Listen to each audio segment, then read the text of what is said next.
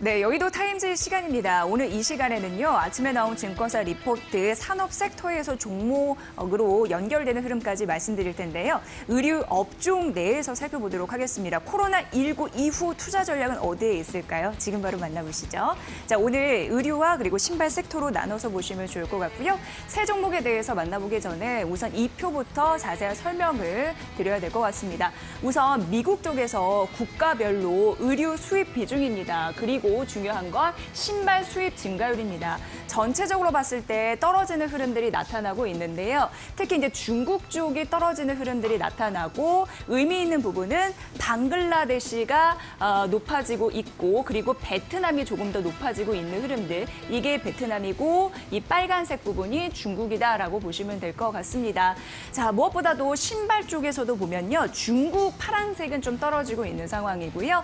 이게 베트남입니다. 베트남 올라가고 있고 인도네시아는 비교적 이제 유지하고 있는 흐름들이 나타나고 있어요. 이 말인즉슨 미국과 중국이 좀 치열하게 싸우고 있는 흐름들이 지속되고 있습니다. 그러면서 생산 기지를 봤을 때 중국과 그리고 동남아 이 부분이 있는데요. 중국 생산 기지에 대한 매력도가 점차적으로 떨어지면서 중국의 기업을 둔 이런 흐름들이 본국으로 회귀하는 리쇼어링 현상이 나타나고 있습니다. 그러면서 미국 쪽으로 다시 가는 흐름들도 있고 또 한편으로는 동남아 쪽에 투자가 조금 더 활발해지는 흐름들이 나타나고 있어서 동남아 쪽에 일찌감치 생산 거점을 두고 전략을 펴왔던 그런 국내 기업들의 수혜가 앞으로 탁월할 것이다라고 얘기를 하고 있습니다. 이 포인트는 잘 보시면 도움이 되실 것 같아요. 자, 다음으로 보면은 이 부분입니다.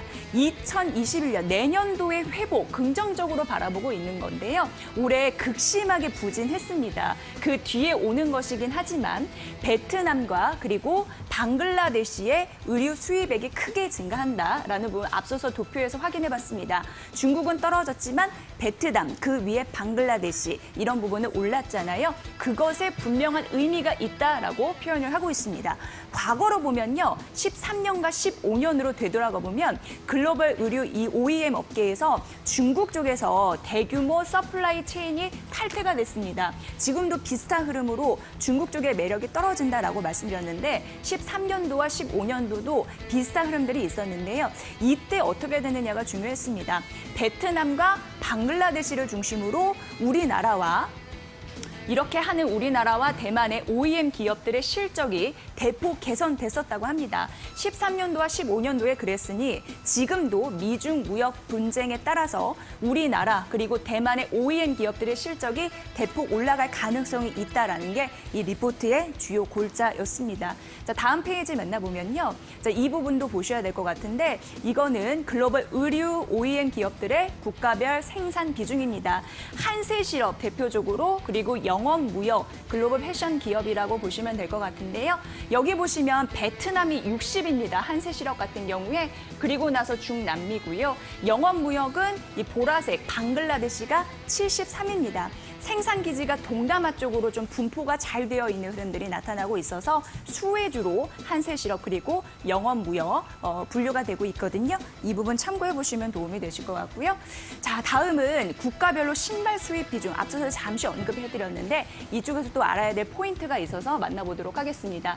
자, 신발 수입 비중 미국에서 하는 부분인데 여기 보시면 앞서서 말씀드린 대로 중국은 떨어졌습니다. 하지만 베트남은 올라가는 흐름들이 있고 인도네시아는 비교적 이제 유지하는 수준이 있는데 그럼에도 불구하고 지금 중국 비중이 시장 점유율이 더 크다라고 보시면 돼요. 그런데 이 말인즉슨 앞으로 베트남이나 인도네시아의 매출 비중이 조금 더 커지게 된다면 이쪽에서 빠질 가능성이 있기 때문에 그래도 중국의 탈동조화, 탈중국화는 조금 더 강해질 현상이 있다라는 데에서 앞으로 이런 부분에서 조금 더 동남아에 힘을 실어주게 될 것이다라고 얘기를 하는 부분이었습니다. 참고해 보시고요.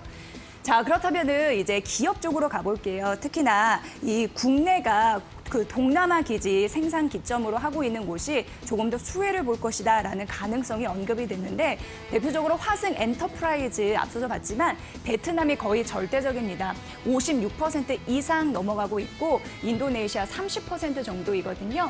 이 국가발 생산 비중에 동남아의 비중이 크다라는 거 보시면 확인이 되시는 부분이고요. 자, 다음 페이지 보면은 그래서 화승 엔터프라이즈는 고객사 시장 점유율 확대, 올해를 기점으로 더 가팔려질 것이다라고 예상이 되고 있습니다. 자, 그래서 목표 주가 2만 원을 유지하세요라는 부분이고요. 보시면 내년에 회사가 계획하는 생산 설비 수준과 마진율에 다가갈수록 앞으로 밸류에이션의 괴리는 빠르게 축소될 가능성이 있다라는 부분 중요한 포인트로 잡혔습니다. 보시고요. 자, 다음 가보면은 이 부분입니다. 아디다스 화승 엔터프라이즈 주가인데 화승 엔터프라이즈는 아시죠? 작년에 아디다스 시장 점유율 2위를 차지를 했습니다. 그래서 아디다스와 화승 엔터의 주가는 비교적 동조화되는 흐름들이 나타나고 있는 상황이에요. 그래서 이제 중요한 부분이 작년 같은 경우에 MS 한 18% 정도였는데 앞으로 23년도 같은 경우에는 시장 점유율이 화승 엔터프라이즈 이쪽에서 한 20%가 될 것이다라는 흐름들로 나타나고 있고요.